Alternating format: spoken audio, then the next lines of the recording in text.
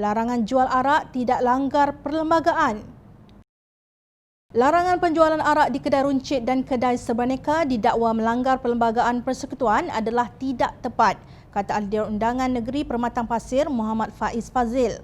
Menurut Faiz yang juga seorang peguam berkata penjualan minuman keras yang disebut dalam peraturan baru ini bukan bertujuan menghalang orang bukan Islam meminum arak tetapi lebih kepada mengurus dan mengawal penjualan arak. Namun larangan ini tidak terpakai ke atas penjualan bir di kedai runcit dan kedai serbaneka ini agak pelik kerana ia tidak pula dikategorikan minuman keras, katanya dalam satu kenyataan.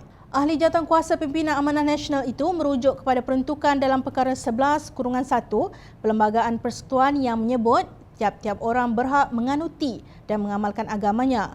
Beliau menegaskan bahawa peruntukan ini adalah berkaitan perkara kepercayaan iaitu akidah dan mengamalkan peraturan iaitu ibadat yang ditetapkan agama masing-masing. Sebaliknya, larangan tersebut adalah penjualan arak dan bukannya pengharaman meminum arak yang dijadikan isu. Sekiranya mana-mana agama tidak melarang meminum arak, peraturan baharu ini tidak menyentuh perkara tersebut kerana ia bukan berkaitan melarang seseorang meminum arak. Cuma pengurusan dan kawalan penjualan arak dihadkan di kedai-kedai tertentu, tegasnya.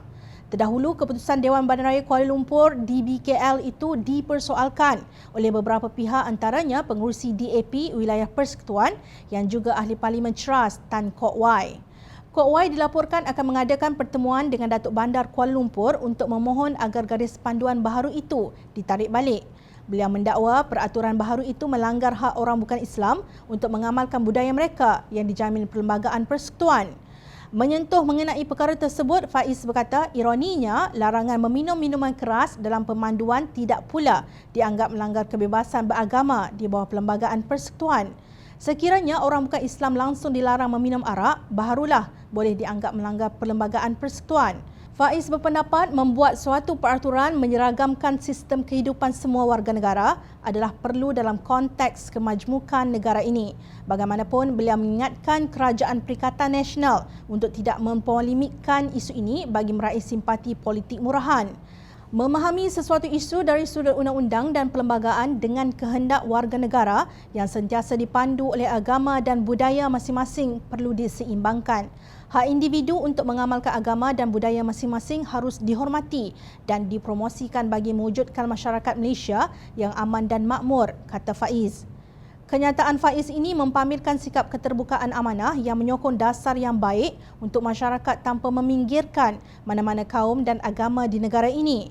Bagaimanapun, larangan ini tidak akan mampu menangani masalah penjualan arak tanpa lesen yang sah. Arak murah inilah yang sebahagian besarnya menimbulkan masalah sosial di kalangan penduduk berpendapatan rendah di negara ini termasuk pendatang.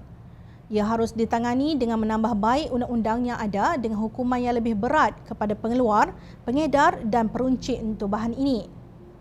Setakat ini tidak nampak lagi masalah sosial berhubung pengeluaran dan penjualan samsu haram berjaya ditangani walaupun negara telah merdeka selama 7 dekad.